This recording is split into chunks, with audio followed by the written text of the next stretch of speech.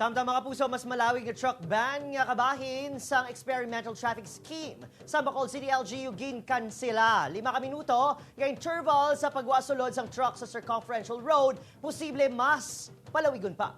Yaring balita nga itong gintutuka. Halina na sa isang aga, tubtob alas 9 ang gabi kung tani ipatuman ang truck ban sa Bacolod Circumferential Road.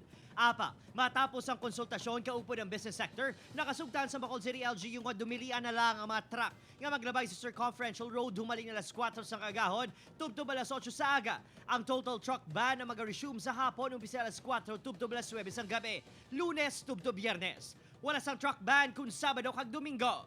Halina alas 8 sang aga, tubtob alas 4 sang hapon, pahanugutan nga makalabay ang mga truck pinagi sa 5-minute interval scheme. Apang sa obserbasyon sang bitaw, kulang ang 5 ka minuto. If ever amo nang mag-exist nga problema, siguro I can adjust naman.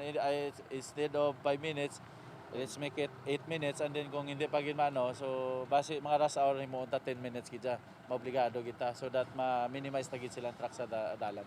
Sa karon, padayon pa ang obserbasyon kung paano mapahagan-hagan ang traffic sa syudad pinagi sa multiple approach. Pag ako sa mga enforcer, madamo sa gihapon ang pasaway, apisar klaro, kag nagabarakang na gid ang no entry o kun one-way signages. Sila te may ara gid nga iban nga wala man na kay Chinde, may ara man na kay Chinde. Ang iban sir ka pasalamat man ay nga kuno nga do nagtawhay man.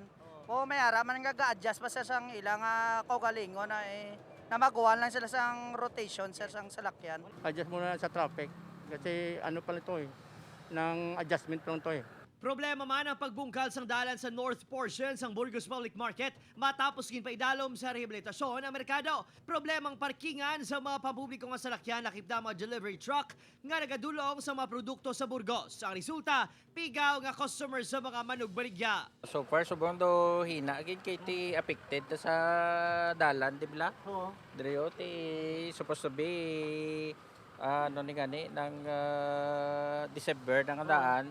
Ti siyempre kundi mga December hindi amo ni blang ati gin-repair. Magluwas sa Burgos Public Market. Talalupang doon man ang pag-uot sa masalakyan sa palibot sang Central Market Tuga sa mga heavy equipment sa nagapadayon ng rehabilitation work sa mga merkado.